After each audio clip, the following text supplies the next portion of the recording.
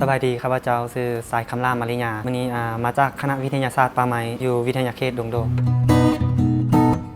โดยพวกหลายๆคนเนาะจะเห็นว่าคณะนี้บุมีความน่าสนใจนะเนาะแต่ในความเป็นจริงแล้วคณะวิทยาศาสตร์ป่าไม้ก็มีหลากหลายสาขาให้เรียนบ่ได้เฉพาะแต่ป่าไม้เนาะคือยกตัวอย่างเนาะเขาก็ยังเรียนเกี่ยวกับการบริหารจัดการที่ดินน้ำหรือว่ายังมีการสาขาการท่องเที่ยวอนุรักษ์อยู่ภายในคณะนี้วิทยาศาสตร์ป่าไม้เนาะในนครหลวงเวียงจันทร์เราสามารถเรียนได้อยู่2บอนก็คือโรงคำช้างเนาะโรงเรียนป่าไม้ก็สามารถเรียนได้ชั้นสูงแล้วเรียนตรีก็มีอยู่คณะวิทยาศาสตร์ป่าไม้มหาวิทยาลัยแห่งชาติเราแล้วก็ยังมีอยู่ในมขแล้วก็มหาวิทยาลัยสุพรรณวงศ์อยู่หลวงพระบางโดยหลักๆเลยก็คือเนาะเป็นนักวิชาการทางด้านป่าไม้เป็นผู้จัดการโครงการต่างๆที่เกี่ยวข้องกับด้านป่าไม้ซึ่งในปัจจุบันก็มีหลากหลายโครงการจากต่างประเทศมาให้ความช่วยเหลือทางด้านนี้หรือว่าประกอบอาชีพเป็นนักวิชาการอยู่ในห้องการหรือว่าองค์การจัดตั้งของรัฐบาลหรือว่าองค์การที่บวกขึ้นกับรัฐบาลต่างๆ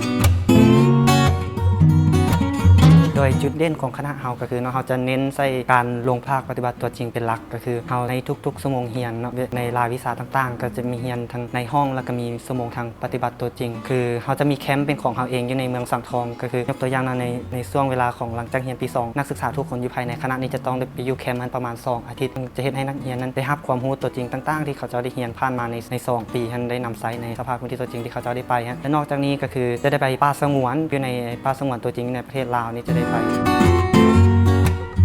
รู้สึกดีใจหลายเนาะที่ได้มามีส่วนร่วมในมื้อนี้เพราะว่าเห็นน้องๆหลายๆคนที่เข้ามาเขาเจ้าก็มีความสนใจแล้วก็ดีใจหลายที่ว่าได้มีส่วนช่วยให้เขาเจ้ามีได้ตัดสินใจให้ความรู้ให้เขาเจ้าว่าสิ่งที่เขาเจ้าอยากเรียนเพราะหลายๆคนเขาเจ้าก็ยังอาจจะบ่แน่ใจว่าเขาเจ้าอยากเรียนยังรู้สึกดีใจหลายที่ได้มีส่วนช่วย